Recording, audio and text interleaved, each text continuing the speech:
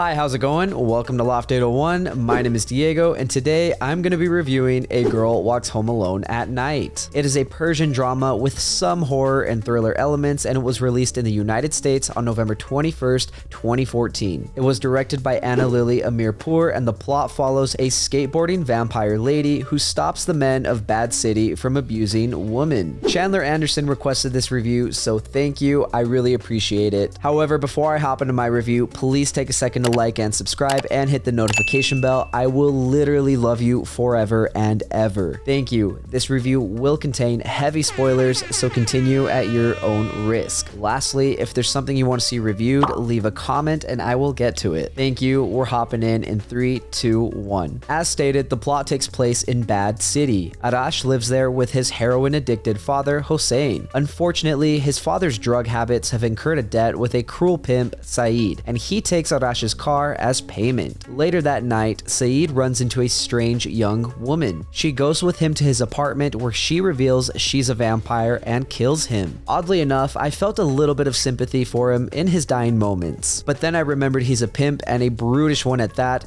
so I guess morally, things worked out. As the girl leaves, she bumps into Arash, who came to get his car back. Before going any further, let's talk about Arash. He's a hardworking man, which is good. He worked and saved for 2,191 days to buy his car, which is awesome. But unfortunately, Arash is also opportunistic. Throughout the film, we see him steal several things, such as a cat, a pair of diamond earrings, and drugs. He's a good guy at heart, but his selfish actions keep him from being happy. Anyways, back to the story. Having gotten his car back, Arash goes to a costume party that night dressed as Dracula. He takes some ecstasy and then runs into the strange girl while walking home. He's kind to her and she takes him to her home where they listen to music. He develops feelings for her and goes to see her the next night, but she tells him he wouldn't like her if he knew the things she'd done. He isn't fazed and he gives her the diamond earrings he stole. Fast forwarding a bit, Hossein is manic from his withdrawals, so Arash throws drugs and money at him before kicking him out of the home with the cat. Hossein goes to a prostitute and tries to force her to take heroin with him,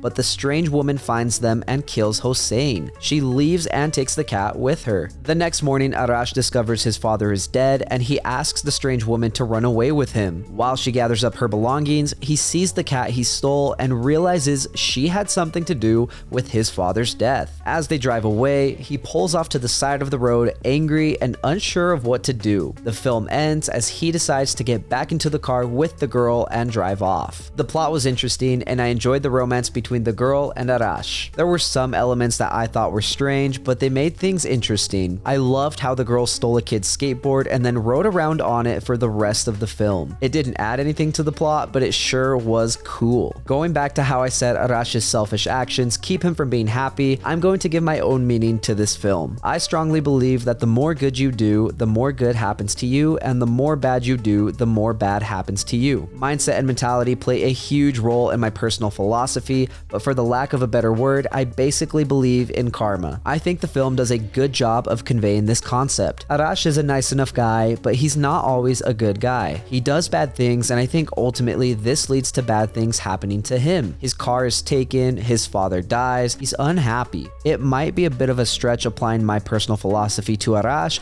but it certainly isn't when we consider Hossein and Saeed, which leads me into the actual theme of this movie: empowerment and justice. Specifically, the empowerment of women. Oftentimes in our society, women are taken advantage of and abused. We have laws to prevent this, but the laws don't always protect them, and sometimes justice isn't served. We have thousands of examples of this in the form of sexual harassment and sexual assault. There is a huge lack of accountability in men, and the law often lets them get away with their misdeeds. Bad City is like our current society where men prey on and take advantage of women, and there isn't much they can do. However, the girl is an anti-hero that combats this. She's a vampire and possesses strength and power that allow her to stand up for the disadvantaged. When Saeed abuses and pimps out women, she kills him. When Hossein tries to inject a woman with heroin, she kills him. I love this theme because the girl serves as a symbol for women and their potential to create change. I also love this theme because it was portrayed in a realistic manner. The men in the movie aren't idiots. They're smart and strong, but the girl is stronger than them. It makes her character much more compelling. On top of that, I think Sheila Vand did a great job with her acting and she came off as mysterious. I also enjoyed the acting by by Arash. I liked the nuances his character had and the way he was portrayed. A good guy that makes bad decisions. Together, I enjoyed the chemistry between Sheila and Arash. They made me feel like a spark was brewing. The rest of the supporting cast did a great job, and I especially liked seeing Marshall Manesh play Arash's father. I normally only see him playing comedic roles, so it was cool seeing him playing a depressed and serious character. When it comes to the direction and pace of the film, I thought it was great. The film ran for an hour and 44 minutes, and it felt long and slow in some moments, but I enjoyed how it built suspense in others. While the characters felt fleshed out, I do believe this movie could have been 10 to 20 minutes shorter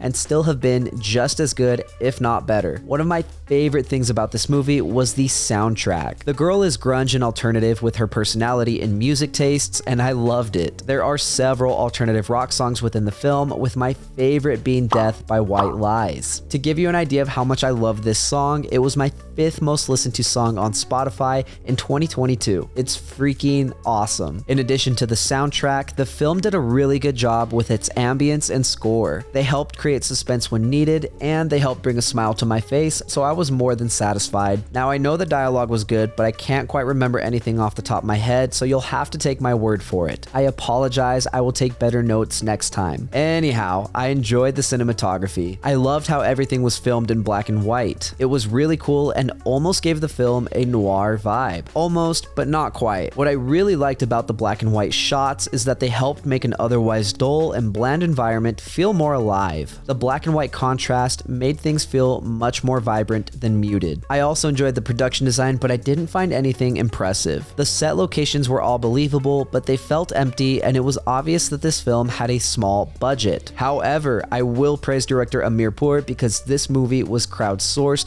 and it only had a budget of $56,903. And not just that, it was filmed over the course of 24 days. That is insane. Overall, I enjoyed A Girl Walks Home Alone at Night. It had an interesting plot, and I enjoyed the themes of female empowerment because it didn't come off as woke. Characters were fleshed out nicely, and I enjoyed the acting by Sheila Vand and Arash.